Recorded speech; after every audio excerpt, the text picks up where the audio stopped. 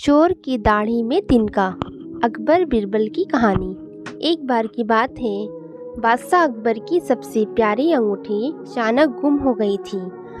बहुत ढूंढने पर भी वह नहीं मिली। इस कारण बादशाह अकबर बहुत ही परेशान हो गए।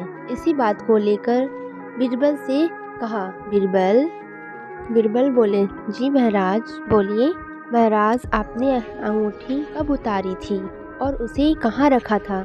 बादशाह अकबर कहते हैं कि मैंने नहाने से पहले अपनी अंगूठी को अलमारी में रखा था। जब वापस आया तो अंगूठी अलमारी में नहीं थी।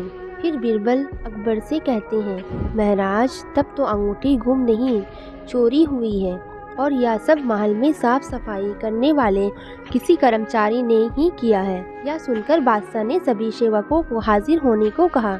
उनकी कमरे में साफ सफाई करने के लिए कुल 5 कर्मचारी थे और पांचों हाजिर हो गए और बीरबल के कहने पर पांचों कर्मचारी अकबर के सामने हाजिर हो गए।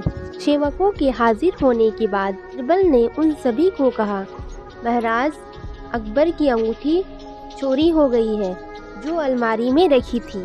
अगर आप में से किसी ने उठाई है तो बता दे, वरना मुझे अलमारी से ही पूछना पड़ेगा। फिर बीरबल अलमारी के पास जाकर कुछ बोलने लगे।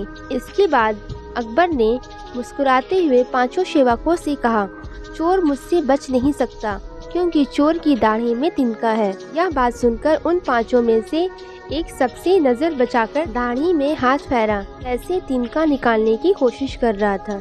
इसी बीच बीरबल की नज़र उस पर पड़ गई और सिपाहियों को तुरंत चोर को गिरफ्तार करने का आदेश दिया। जब बादशाह अकबर ने उससे पूछा तो उसने अपना गुनाह कबूल कर लिया और बादशाह की अंगूठी वापस कर दी। बादशाह अकबर अपनी अंगूठी पाकर बेहद खुश हुए और अकबर ने बीरबल की ओर देखा। बीरबल को बहुत सारे प्रशंसा किए और बहुत सारे उपहार भी दिए।